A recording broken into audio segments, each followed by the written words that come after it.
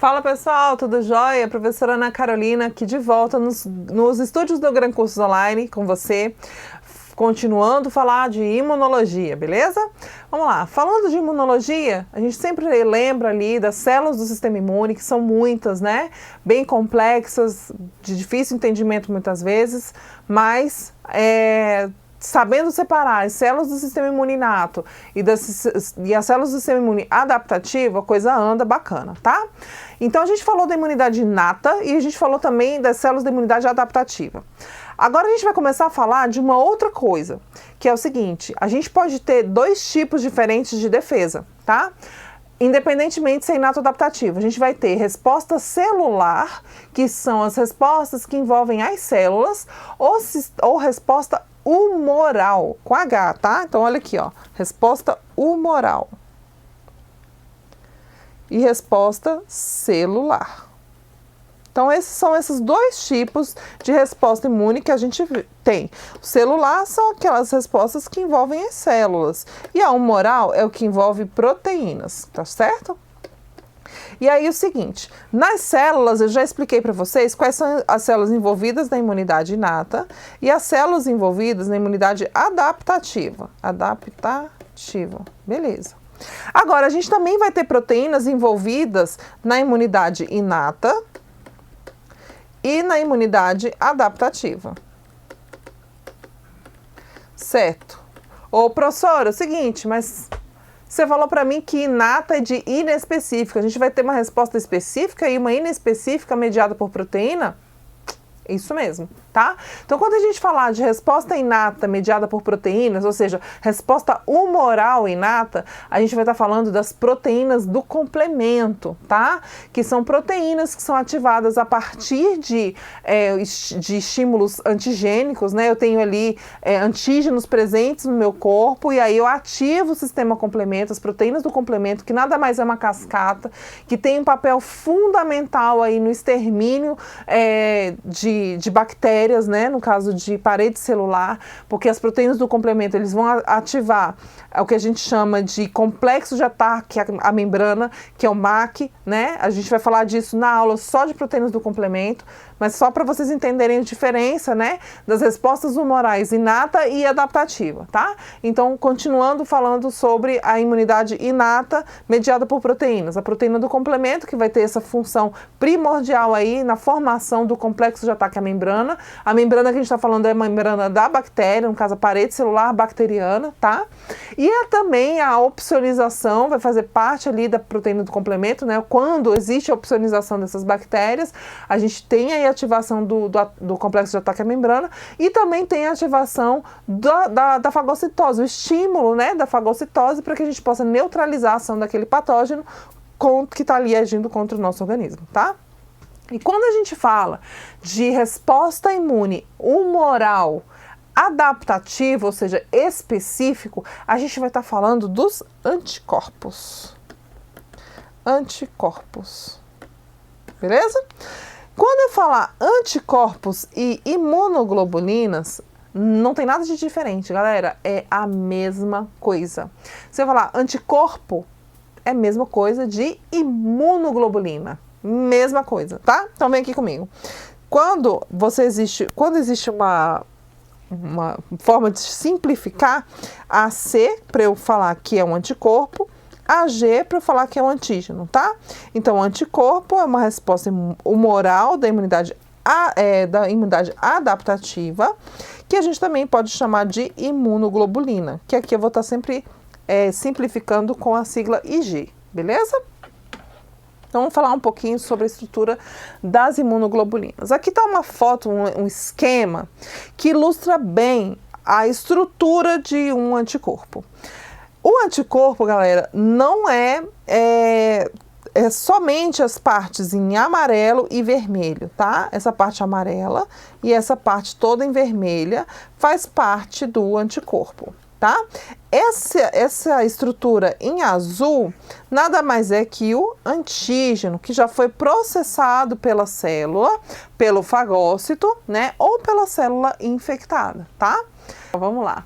Então vem aqui comigo, ó. O que eu quero mostrar para vocês é esse aqui, ó. Essa estrutura aqui em azul, ela não não faz parte da estrutura da imunoglobulina, tá? Então, a imunoglobulina é essa proteína que é formada por duas cadeias. Uma cadeia pesada, que é essa maior, e a cadeia leve, que é essa menorzinha aqui, ó, essa amarelinha, tá? Então, a cadeia leve, ela vai ser ali um dos componentes que vão estar sendo, vai ser uma cadeia também conhecida como cadeia variável, ela que vai variar de acordo com o tipo de antígeno. Quem fabrica este anticorpo é uma célula chamada célula B. Lembra que eu falei para vocês na outra aula que as células B, elas são ativadas e quando elas são ativadas, elas viram plasmócitos? São esses plasmócitos aí é que vão produzir esses anticorpos a partir do estímulo do antígeno. Lembra também que eu falei para vocês que essas células precisam ser ativadas? Pois é. As células que são ativadas, elas são ativadas pela célula T auxiliar. Lembra lá da célula T auxiliar que reconhece aquele antígeno que foi processado pelos fagócitos, ou também pode ser reconhecido ali pelas células TCD8, pelas células infectadas. Tudo isso aí são formas de a gente estar ativando a célula B a produzir anticorpos a partir deste antígeno. Então, para todo antígeno tem um anticorpo. Beleza? E nosso corpo vai produzir um anticorpo contra aquele antígeno especificamente. Por isso que é resposta específica, porque tudo isso aqui foi produzido a partir do antígeno. Sem antígeno, não tem anticorpo. Como assim, professora? Assim, por exemplo, vamos dar o exemplo da vacina. Eu adoro dar o exemplo da vacina porque é bem do nosso dia a dia, tá? Então, se eu não fui vacinado contra um determinado patógeno, então, eu não fui vacinado, por exemplo, contra a cachumba. Beleza, eu não fui vacinado contra a cachumba, contra sarampo, contra hepatite, né?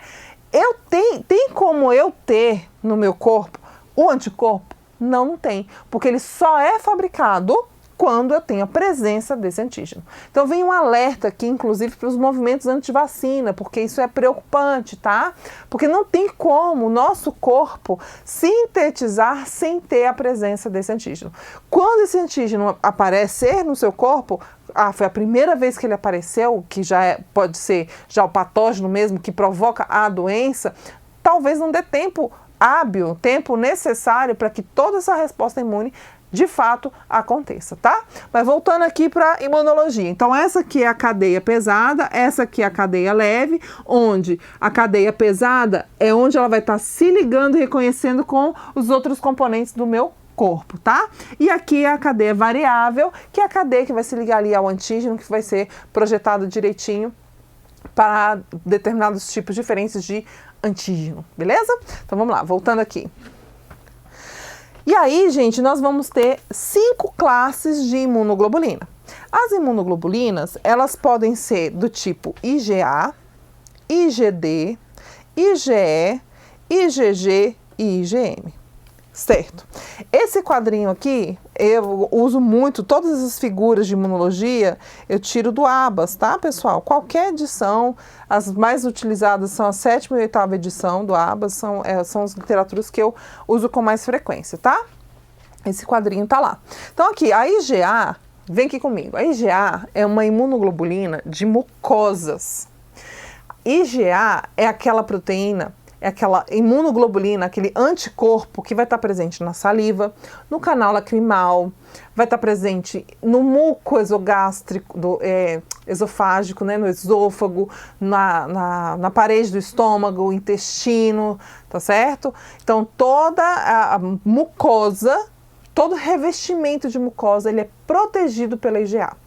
A IgA, ela pode se apresentar de algumas formas. E qual é a principal função da IgA? A principal função da IgA é não permitir que os patógenos façam adesão ao meu tecido epitelial. Então, eu vou impedir, então, a aderência do patógeno. Então, eu tenho aqui o tecido epitelial, né? A pele ali, a mucosa, né? Por dentro ali da boca, a bochecha, tubo gástrico, enfim, tá? A IgA, ela vai fazer uma proteção imunológica nessa parede, fazendo que todos os patógenos, fazendo com que todos os patógenos que passarem por aqui não grudem na mucosa, impedindo então a infecção desse local, né, desse tecido, beleza? Porque se o meu antígeno, o meu patógeno, ele entra em contato com a mucosa, vai causar lesão, vai causar infecção, inflamação, aquela coisa toda. Então, quando a gente fala que a pessoa está imunodeprimida, essa IgA, ela vai estar diminuída também na mucosa. Por isso que a pessoa tende a ter mais aftas. É o caso, por exemplo, de pacientes imunodeficientes, HIV positivo, por exemplo. Então, eu tenho uma facilidade muito maior de pegar infecções de via oral, por exemplo, né? Candidíase.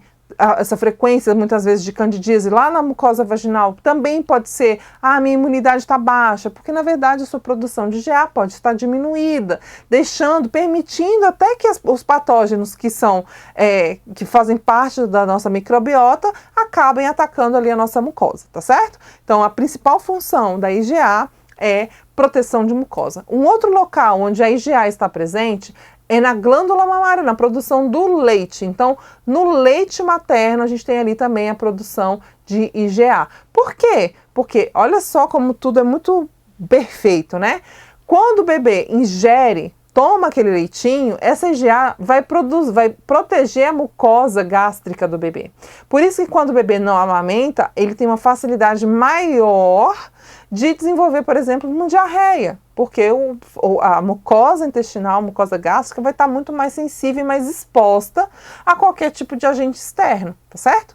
Então a IgA, ela vai causar essa mucoproteção, essa imunoproteção de mucosas e vai estar presente especialmente no leite materno e em todas as nossas mucosas, beleza? Ela pode se apresentar em formato dimérico, um monômero ou um trímero, tá? Então, a gente vai ter aqui duas cadeias pesadas, né, ligadas uma com a outra por meio dessa cadeia J, que é o que liga uma imunoglobulina na outra, né? Então, a gente tem aqui a cadeia fixa, né, em formato de Y, e a cadeia variável, aqui do lado, aqui tá muito clarinho. E a cadeia variável, né, na sua porção mais externa. E aí, quando eu tenho um outro monômero de imunoglobulina ligado, formando, por exemplo, aqui um dímero, que é o que eu estou desenhando para vocês, eles vão ser ligados uma pela outra pela parte que é comunicável no nosso organismo, né, que é essa parte da cadeia pesada, por uma cadeia que a gente chama de cadeia J. Cadeia J, tá? Isso aqui já caiu em prova de concurso, inclusive, beleza? Vamos lá, IgD. A IgD é uma imunoglobulina transmembrana de célula B, tá? Então, todas as células B vão ter aí a presença da IgD, beleza? E aí você lê, professora, do linfócito B virgem, o que isso significa? Significa que ele nunca reconheceu jamais qualquer tipo de antígeno, tá? Então, todas as nossas células são virgens até conhecer um antígeno, beleza? Quando reconhece um antígeno que pode ser apresentado por uma célula apresentadora de antígeno, MHC classe 2, ou se for por meio de uma célula infectada, MHC classe 1, né, a gente vai ter sim a ativação dessas células B, e quando elas são ativadas, elas vão entrar em seleção clonal, que a gente já vai falar sobre isso, produzindo aí cópias, e aí eu já perco essa IgD, porque ela só vai estar presente mesmo nas células virgens, beleza? Próxima classe de imunoglobulina é a IgE. As IgEs, elas fazem parte da defesa contra alérgenos, então você vai ver ela muito presente na alergia. Em outras situações, como por exemplo infecções parasitárias por eumintoses, a gente vai ver também um aumento de IgE total ali no nosso organismo, tá? Porque essas IgEs vão estar estimulando ali eosinófilos para poder... ela tem uma ação citotóxica nos parasitas, tá? Tentando eliminar esse patógeno. Então, a IgE é o nosso anticorpo aqui ligado aos processos alérgicos, ou também conhecidos como hipersensibilidades. Hipersensibilidade imediata é aquela hipersensibilidade do tipo 1, tá? A IgG, essa sim, gente, a IgG é o que a gente chama de imunoglobulina de memória. Uma vez que você já teve contato com algum patógeno, essa IgG vai ficar recirculando no nosso corpo até nosso último dia de vida. beleza? Porque a gente vai ter cópias de células que foram ativadas a partir do momento da infecção, que vão estar produzindo constantemente aquelas IgGs que vão estar circulando no nosso corpo. Isso, gente, desde a primeira, costumo até brincar com os meus alunos, né? Desde a primeira lambida na lama, lá no parquinho, você tem memória imunológica a partir desde das suas primeiras exposições, tá? Então, isso você leva aí por toda a sua vida, essa memória imunológica, tá? Então, fatalmente, a gente vai ter uma concentração maior no nosso sangue do que todos os outros tipos de imunoglobulina, tá? Então, a concentração da IgG, ela é infinitamente maior do que do que das outras classes de imunoglobulina, tá? Outra coisa importante é o formato dessa IgG. A IgG é um monômero, ou seja, é só uma cadeiazinha daquela Y, uma cadeia pesada e as variáveis ali formando o Y, e é só uma, tá? A IgE também é só uma, mas a IgG também é só uma. E como a gente tem uma concentração muito grande dessa IgG no corpo, e ela é um monômero, adivinha o que ela faz? Essa IgG, ela é capaz de atravessar a barreira placentária, e quando ela atravessa a barreira placentária, todo o sistema imune de memória da mãe é passada para o bebê. E quando passa essa memória para o bebê, esse bebê ele fica protegido nos seus primeiros 2 anos de vida. Olha que bacana, né? Então, nesses 2 primeiros anos de vida aí, o bebê vai estar com a sua imunidade, vai estar protegido, até que o seu próprio corpinho, o bebezinho, consiga então produzir os seus próprios anticorpos a partir das exposições em que ele ficou. Lembra que eu falei para vocês isso aqui, ó? Que não existe anticorpo sem o patógeno? É isso. Então, para que o bebê tenha essa imunoglobulina, ele tem que ter a exposição ao patógeno. Então, lá na barriga da mãe, o bebê recebe os anticorpos do tipo IgG da mãe para o feto, né? Atravessa a barreira placentária, vai proteger esse bebê a partir dos antígenos que a mãe entrou em contato durante a vida dela.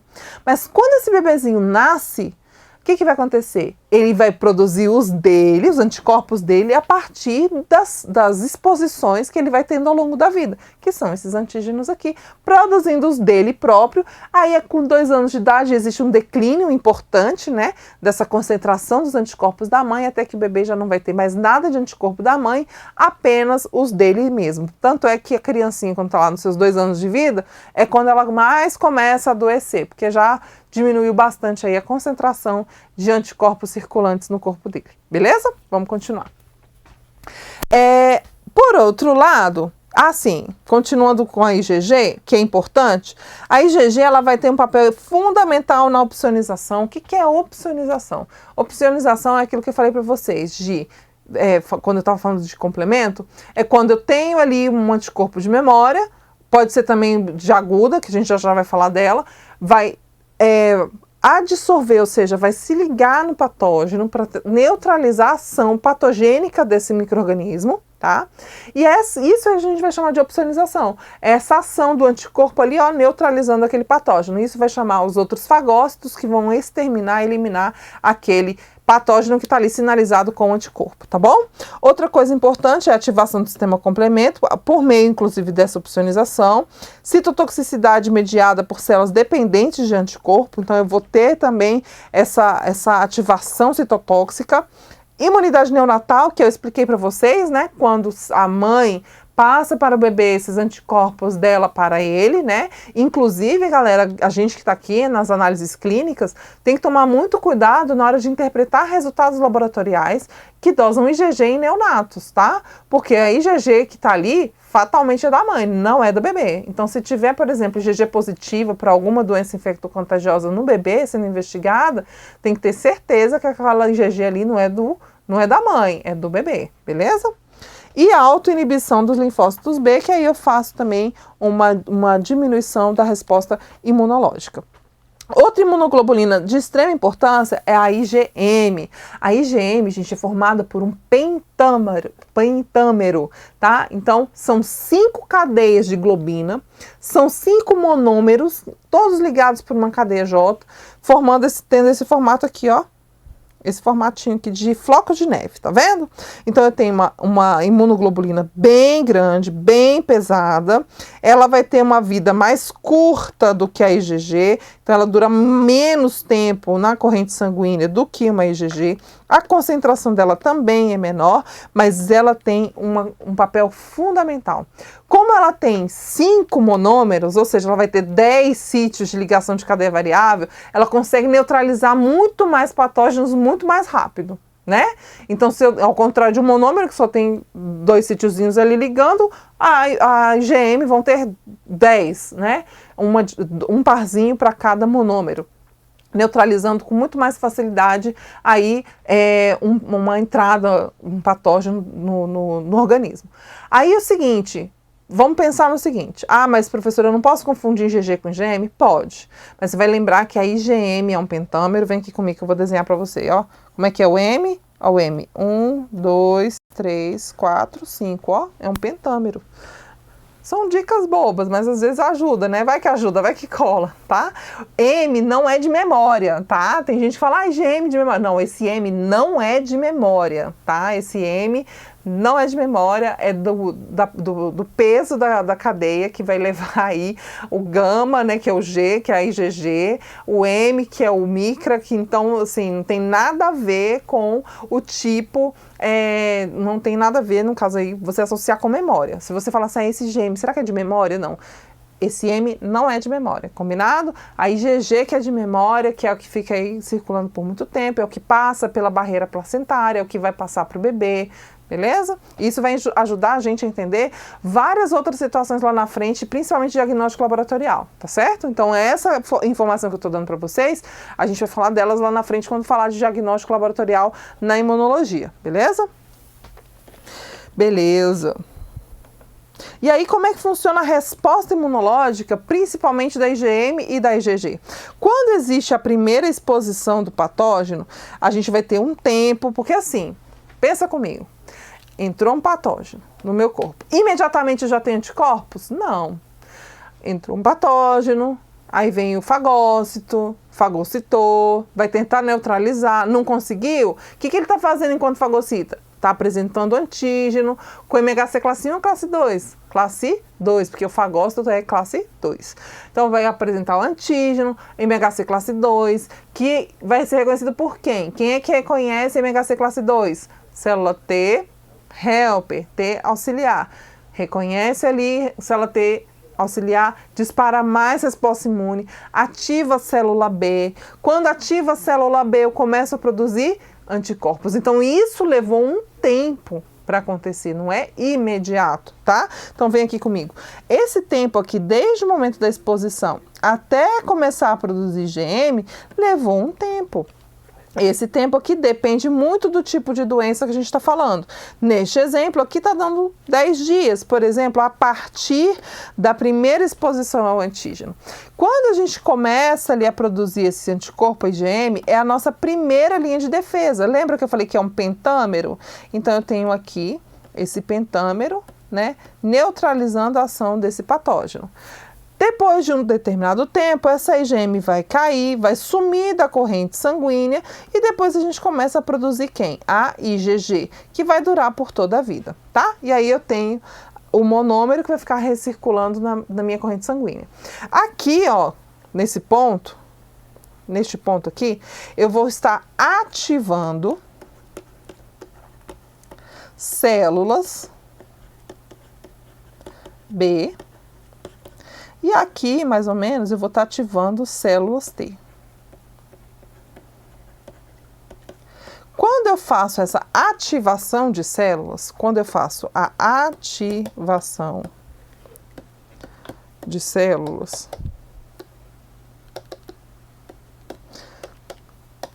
eu vou estar dando um nome para essa ativação de célula, tá?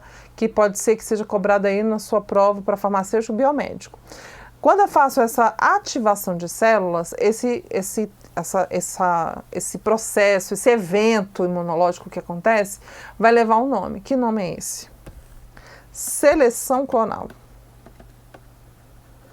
Seleção clonal. Então, quando existe a exposição do antígeno, eu tenho que ativar células T e B. que são as células da imunidade adaptativa. São as células específicas, são as células que vão fazer o quê? Produção de anticorpos, são as células que vão depois produzir o quê? Memória imunológica. Para eu produzir memória imunológica, eu preciso ativar a célula T e B. E quando eu ativo a célula T e B, eu entro em seleção clonal, que é, olha o nome, clonal. Eu vou fazer o quê? Clones. Eu vou fazer células idênticas uma à outra, que vão produzir aquele anticorpo igualzinho ao que está sendo ali processado ao longo do ataque, beleza? Então, a gente vai lá, ativa essas células T, ativa as células B, produz anticorpos, depois cai essas titulações e vamos lá. Passaram-se alguns anos, beleza? Passaram-se alguns anos e vida normal, você ficou doente um tempo, depois você ficou sarou, bacana, nada mais aconteceu, certo? Um tempo depois, aconteceu de você ser exposto novamente por aquele mesmo micro-organismo. Ou, se nessa primeira exposição, na verdade, foi uma vacina. A situação é a mesma, beleza? Então, vem aqui comigo.